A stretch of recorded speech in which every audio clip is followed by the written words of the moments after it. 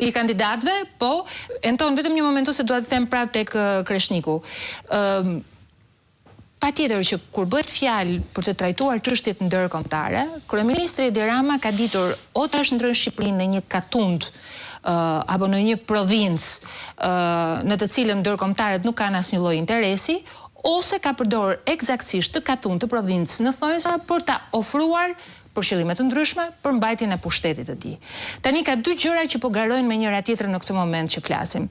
Njëra është po t'i referohemi dhe analizës që ka bërë edhe shtypi ndërkombëtar këtë ditë lidhur me marrëveshjen me Melonin për shndrimin e Shqipërisë në një vend, po themi në grumbullimit të migrantëve të padëshirueshëm, dhe që kjo është lexuar dhe si një përpjekje e Ramës për të dhënë koncesione për të dhënë mbështetjen, dhe nga ana tjetër një sulm që Edi Rama në mosvet me anë të dishepujve të tij e drejton madje edhe ndaj Kris Lasivites pa nguruar.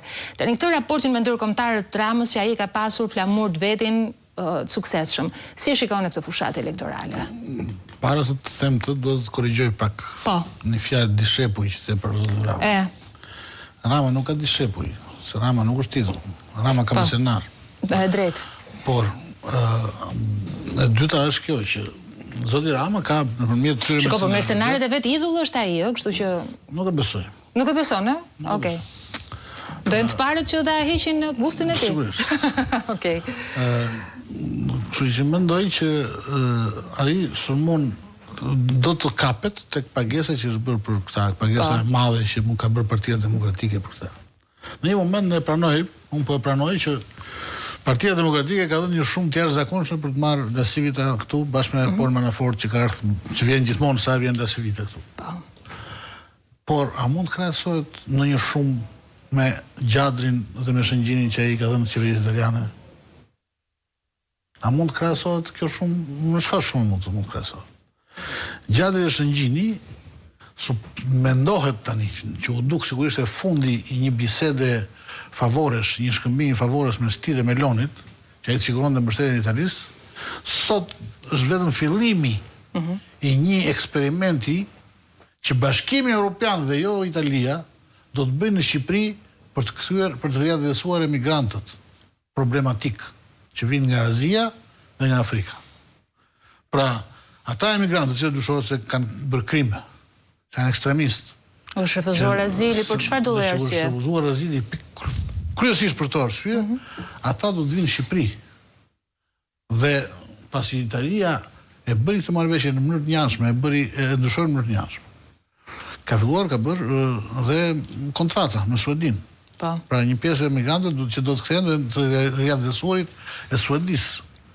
Pas një mbledhje në Komisionin Evropian dhe në Këshillin Evropian, u vendos që ky proces do të aksesohet nga të gjithë vendet europiane. Për këtë arsye Bashkimi Evropian ndryshoi dhe ligjin për riadhesimin e azilantëve, që mund të kthehen edhe pa vullnetin e tyre. Po, se ka qenë në vullnet të lirë, tani është bërë detyrueshëm. Mund të shkojnë në vend të pa vullnetin e tyre, dhe Shqipëria do të bëhet eksperimenti i këtij procesi. A mos është kjo teza që rrëzon çështjen e antarësimit të Shqipërisë në Bashkimin Evropian 2030? Si thoshte Gensburimi në një shkrim shumë të mirë. Kjo është teza që e kompromenton shumë çështjen e antarësimit të Shqipërisë në Bashkimin Evropian, sepse nëse ata do të gjejnë një streh kaq të mirë në Shqipëri, sigurisht nuk do të interesojë që Shqipëria të mos jetë më vend i tretë, por të jetë vendi i Bashkimit Evropian.